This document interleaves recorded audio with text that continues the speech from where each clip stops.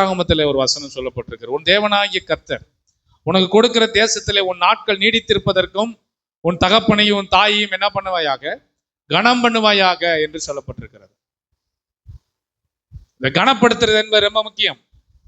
யாரை கனப்படுத்துறது தான் ரொம்ப முக்கியம். உலகத்துல கண்ணுக்கே தெரியாத ஆட்கள் எல்லாம் நீ கனப்படுத்துகிறவர்கள் இருக்கிறார்கள்.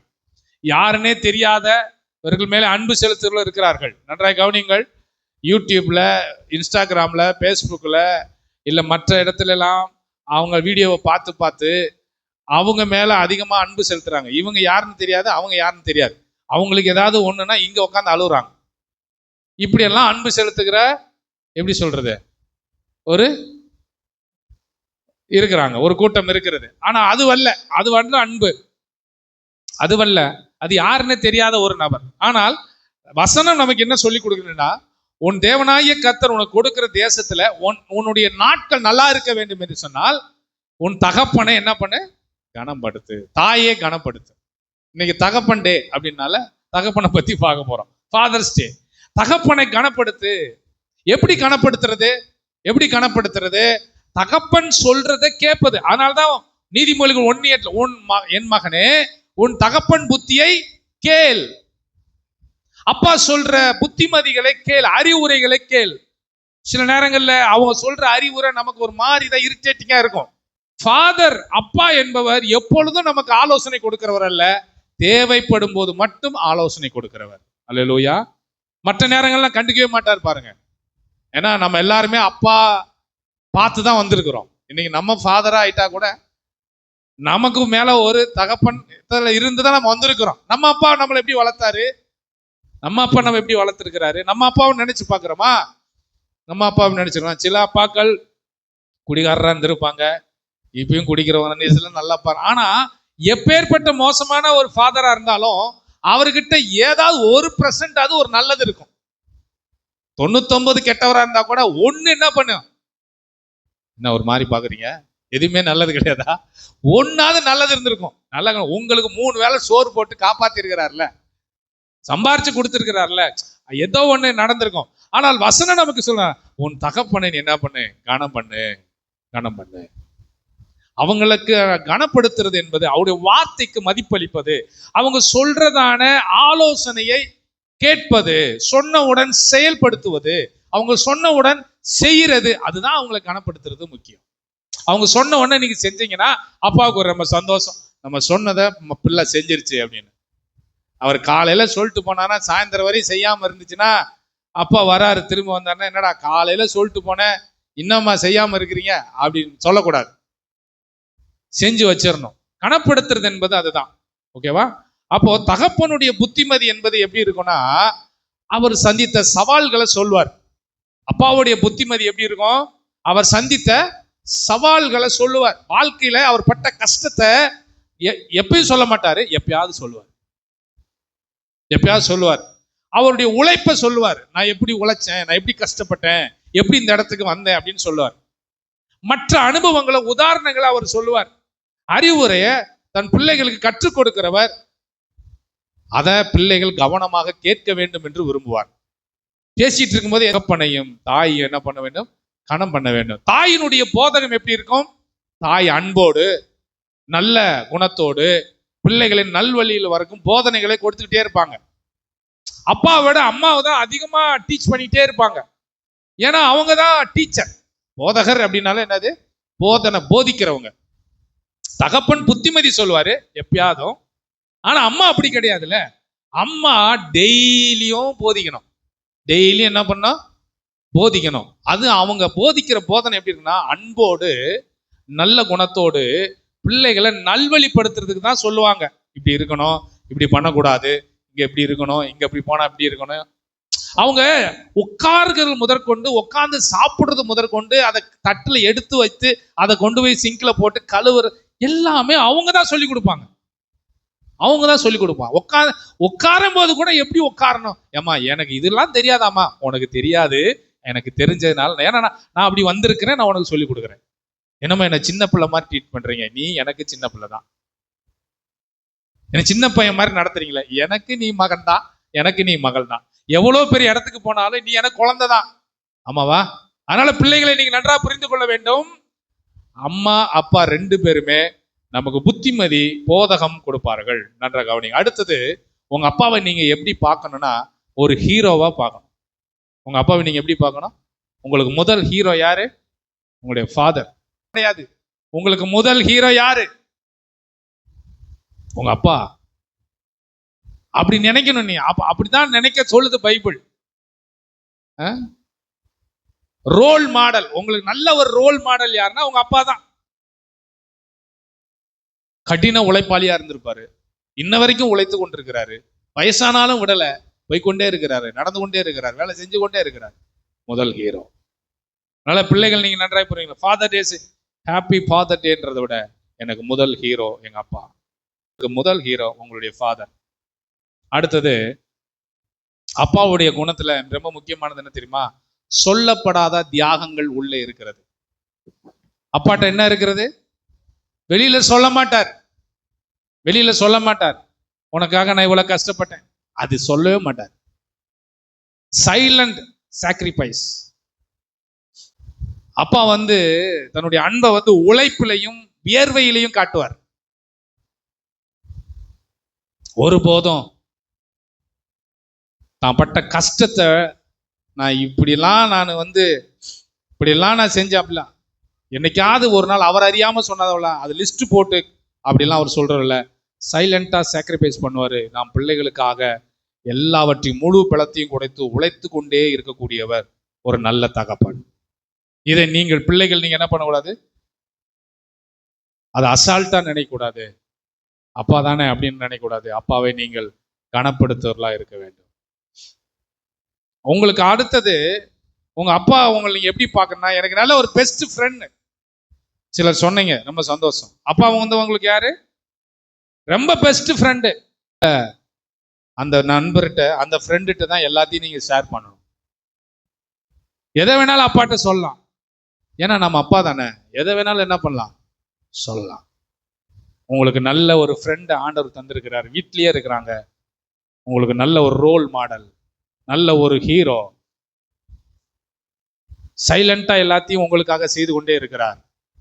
எல்லாத்தையும் ரொம்ப விவரமா சொல்ல மாட்டாரு, எதை சொல்லணுமோ அதை சொல்லுவாரு. நல்ல ஒரு ஃப்ரெண்ட்ஷிப் உங்களுக்கு இருக்கிறது, வீட்டிலேயே இருக்கிறது. அவர்கிட்ட நீங்க என்ன பண்ணும்? நீங்க சொல்ல வேண்டும்.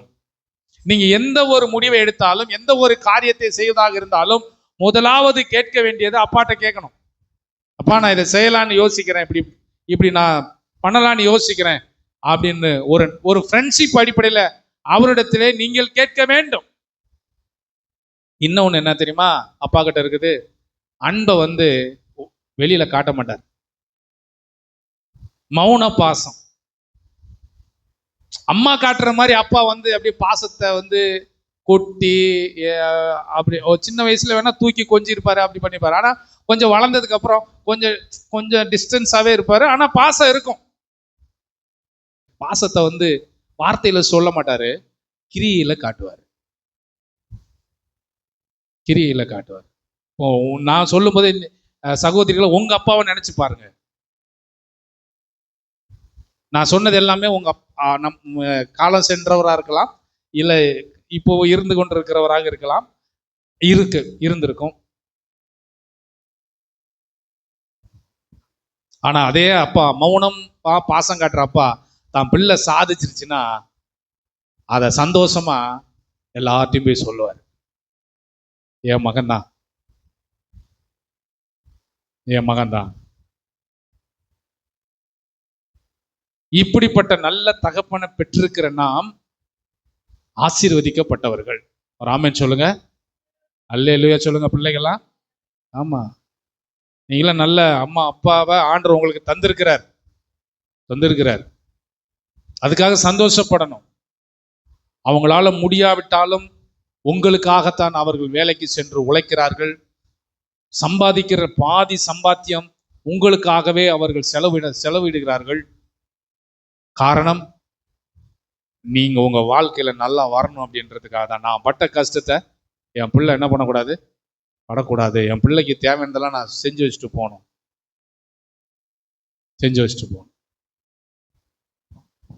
குடும்பத்துல தகப்பனுடைய செயல்பாடு என்பது ரொம்ப முக்கியம். ஃபாதர்ஸுடைய ஈடுபாடு ரொம்ப முக்கியமாக இருக்கிறது. நீதிமொழிகள் 22:6 சொல்லு, பிள்ளையானவன் நடக்க வேண்டிய வழியில் அவனை நடத்து, அவன் முதிர் வயதில் விடாது இருப்பான். ஒரு தந்தை பிள்ளைகளை நடத்த வேண்டிய வழியில நடத்தக்கூடிய இடத்துல அவர் இருக்கிறார். நடத்தக்கூடிய இடத்துல இருக்கிறார். ஸ்பிரிச்சுவல் கைடு, பிள்ளைகளை வழி நடத்தும் தந்தை, பிள்ளைகளுக்கு நல்வழி காட்டுதல். நல்வழி காட்டுதல் அவர் தான் சொல்லிக் கொடுப்பார். எபேசியர்ல சொல்லப்பட்டிருக்குது, பிதாக்களே நீங்கள் உங்கள் பிள்ளைகளை கோபப்படுத்தாமலும் கர்த்தருக்கேற்ற சிச்சையிலும் போதனையிலும் அவர்களை வளர்க்க வேண்டும் என்று சொல்லுவோம். எப்படி வளர்க்கணும்? ஃபாதர்ஸ்க்கு என்ன சொல்றார்? பிதாக்களேனா அப்பா, அப்பாக்களே நீங்கள் உங்கள் பிள்ளைகளை என்ன பண்ணக்கூடாது? கோபப்படுத்தாமலும் கர்த்தருக்கேற்ற சிச்சையிலும் அவர்களை நீங்கள் வளர்க்க வேண்டும். நிச்சயமாக அப்படித்தான் நம்முடைய எல்லாருடைய அப்பாக்களும் வளமை வளர்த்திருக்கிறார்கள். சிச்சை பண்ணுவாங்க, ஆனா அந்த சிச்சை நம்மளை மரணத்துக்கு ஏதுவா கொண்டு போறதுக்கல்ல, நம்மளை நல்வழிப்படுத்துவதற்கு. திட்டுவாங்க, கோபப்படுவாங்க, எதற்கு? நம்மளை நல்வழிப்படுத்துவதற்கு. அவருடைய போக்கஸ்ல என்ன தெரியுமா? நீ நல்லா இருக்கணும்ன்றதுக்காக தான். நீ நல்வழிப்பட வேண்டும், நீ நல்லா இருக்கணும். ஏன்னா நல்லா இல்லாத பிள்ளைகளை நான் பார்க்கிறேன், அதனால என் பிள்ளை நல்லா இருக்கணும் அப்படின்ற ஒரு எண்ணம் தான்.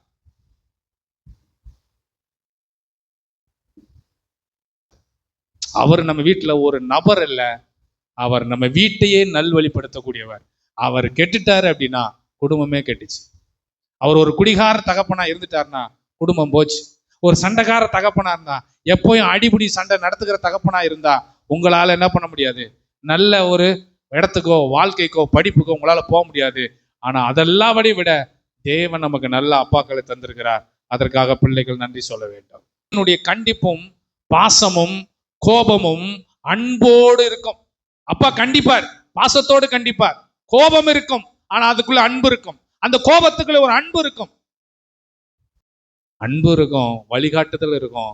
என் காலத்துக்கு அப்புறம் இதெல்லாம் நீங்க கத்துக்கிட்டீங்கன்னா உங்க வாழ்க்கை நல்லா இருக்குன்றது எல்லா வேலையும் கத்து கொடுத்தாரு. அதனாலதான் இன்னைக்கு தந்தை என்பவர் கோபம் ஊற்றுவதல்ல, கோபத்துக்குள்ள ஒரு பாசத்தை வைத்திருக்கிறவர். சங்கீதம் 103:13 சொல்லுகிறது, தகப்பன் தன் பிள்ளைகளுக்கு இறங்குறது போல கர்த்தர் தமக்கு அஞ்சுகிறவர்களுக்கு என்ன பண்ணுகிறார்? இறங்குகிறார். தகப்பனை யாருக்கு ஒப்பனையா சொல்லியிருக்கு பார்த்தீங்களா? யாருக்கு சொல்லுங்க? தேவனுக்கு. அப்பாவை நான் சொல்றேன், ரட்சிக்கப்பட்ட ஒரு நல்ல அப்பாவை நீங்க பாத்தீங்கன்னா கர்த்தரை பார்க்கிற மாதிரி. அவர் கர்த்தர் கிடையாது. தகப்பன் தன் பிள்ளைகளுக்கு இறங்குறது போல கர்த்தர் தமக்கு அஞ்சுறவர்களுக்கு இறங்குகிறார். இது எங்க பார்க்கலாம்னா, கெட்டகுமாரன் கதையில பாருங்க, அப்பா இறங்குறாரா? அத யாருக்கு ஒப்பனையா சொல்லுது? தேவனுக்கு ஒப்பனையா சொல்லப்பட்டிருக்கிறது. பிள்ளை எவ்வளவு மோசமா கெட்டு போய் சொத்தை பிரிச்சுட்டு போயிட்டான். எவ்வளவு மோசமான நிலையில போனாலும் திரும்பி வந்துட்டா அப்பா மனசு ஏத்துக்கும். அது அப்பாவுடைய மனசு நீங்க நல்லா புரிஞ்சுக்கணும்னா, நீங்க செஞ்ச தவற ஹானஸ்டா ஒத்துக்கிட்டீங்கன்னா அவர் உங்க மேல கையே வைக்க மாட்டார். எதிர்பார்க்கிறாரு, உண்மையை தான் எதிர்பார்க்கிறார். நீங்க அம்மா கிட்ட கூட ஏமாத்திடலாம், அம்மா கிட்ட நைஸ் வச்சு ஏமாத்தலாம், ஆனா அப்பா கிட்ட என்ன பண்ண முடியாது? உண்மையை சொல்லுங்கள், உண்மையை சொல்லுங்கள், அவர் உங்களுக்கு இறங்குவார். அப்பா கிட்ட மட்டும் பொய் சொல்ல முயற்சி பண்ணாதீங்க. அது ரொம்ப ராங், அது ரொம்ப தப்பான இடத்த கொண்டு போய் விட்டுரும். இங்க போனையா? போனேன். எத்தனை மணிக்கு போனேன்? கரெக்டா சொல்லுங்க. நம்ம ஆட்கள் உண்மையே சொல்லுங்க, அவர் உங்களுக்கு இறங்குவார். நீங்க உண்மையை கடவுள் அப்படிதான், உண்மையுள்ள மனுஷன் பரிபூர்ண ஆசீர்வாதத்தை பெறுவான். நீ உண்மையை மறைச்ச அப்படின்னா அவர் இறங்கிடுவார். அததான் கெட்டகுமாரன் கதையில பாக்குறோம். எவ்வளவு மோசமான நீ நிலையில போயிருந்தாலும் அப்பா கிட்ட வரும்போது ஒரு தாழ்மையோடு ஆமா டாடி நான் பண்ணது தப்பு தான், அப்படியே மனுஷன் உரியுருவார் பாருங்க. அதுக்கு ஈக்குவலா வேற எதுவுமே கிடையாது. ஆமாங்க, இது கதை இல்லை, இது ஏதோ ஒரு ஆண்டவர் ஓம ஒரு கதையை சொல்லிட்டு போனல, நம்ம லைவாவே பார்க்க முடியும், உண்மையாவே பார்க்க முடியும். எபேசியர் 6:4 என்ன சொல்லுது? பிதாக்களே நீங்கள் உங்கள் பிள்ளைகளை கோபப்படுத்தாமலும் கர்த்தருக்கு வளர்க்கணும், கொலோசியர் 3:21 சொல்லுது, பிதாக்களே அதான் அப்பாக்களே, உங்கள் பிள்ளைகள் மனமடிந்து போகாதபடிக்கு அவர்களுக்கு கோபமூட்டாது இருங்கள். வாசிங்க கொலோசியர் 3:21. யாராவது ஒரு வாசிங்க. பிதாக்களே உங்கள் பிள்ளைகள் திடனற்று போகாதபடிக்கு, திடனற்றுனா மனமடிந்து போகாதபடிக்கு, கஷ்டப்பட்டுப்படாத, அவங்க மனமடைந்து போட அவர்களை நீங்க என்ன பண்ண, கோபம் ஊட்டாது. பிள்ளைகளை போய் கோபம் ஊட்டுறதா? பிள்ளைகளை அப்படி கோபம் ஊட்டக்கூடாது. அப்படி இல்லாம பாசத்தோடு அன்போடு நாம் அவர்களை சரிப்படுத்த முயற்சிக்கும் போது நிச்சயமாக அவர்களுக்குள்ள ஒரு மாற்றம் வரும். இந்த கெட்டகுமாரன் சம்பவத்துல நீங்க நல்லா பாத்தீங்கன்னா, ஒரு தந்தை 2 பிள்ளைகள் இருக்கிறாங்க. 2 மகன் தான், ஆண் மகன். இளையவன் நமக்கு நல்லா தெரியும், இளையவன் அப்பா கிட்ட இருந்து எல்லாத்தையும் பிரித்து கொண்டு போறான், பிரிச்சு வாங்கிட்டு போயிடறான், எல்லாத்தையும் செலவு பண்ணிடுறான். வறுமை வருகிறது, பஞ்சம் ஏற்படுகிறது, உணர்விற்காக கஷ்டப்படுறான், பன்றி மேய்க்கிற வேலையை போய் செய்யறான், பசியில பன்றி தங்குற தவிட்ட சாப்பிட்றான். அதுக்கப்புறம் தான் அவனுக்கு அங்க ஒரு மனம் திரும்புதல் வருது. புத்தி தெளிந்த போது, என் தந்தையை எங்க அப்பா வீட்டுல எவ்வளவு பேர் நல்லா சாப்பிட நான் இங்க இருக்கிறேன் அப்படின்னு சொல்லி அப்பா வீட்டு பக்கம் தன்னுடைய வழியை திருப்பி அப்பாவை நோக்கி வர்றான். தூரத்துல வரும்போதே அப்பா அவரை பார்த்துடுறாரு. தூரத்துல வரும்போதே என்ன பண்றாரு, அப்பா அவனை பார்த்துடுறாரு. அவனை கண்டு வசனம் சொல்லுது, அப்பாவுடைய குணத்தை பாருங்க. வாசிங்க, அந்த சம்பவத்தை மட்டும் படிங்க. எடுத்துட்டீங்களா? லூக்கா 15:11 இருந்து படிங்க. 11. அந்த அவன் வரும்போது அப்பாவுடைய எதிர்கொள்ளுதல், மனதுருகி ஓடி போய் அவனை கட்டி அணைத்து, அந்த வசனம் படிங்க. தந்தையின் அன்பு. என் குமாரனாகி இவன் மரித்தான், திரும்பவும் உயிர்த்தான், காணாமல் போனான்.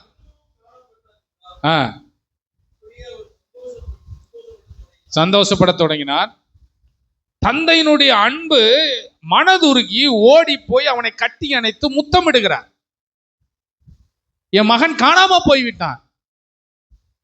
அடிக்கடி சொல்ற, என் மகன், என் பிள்ளை காணாம போய்விட்டான்.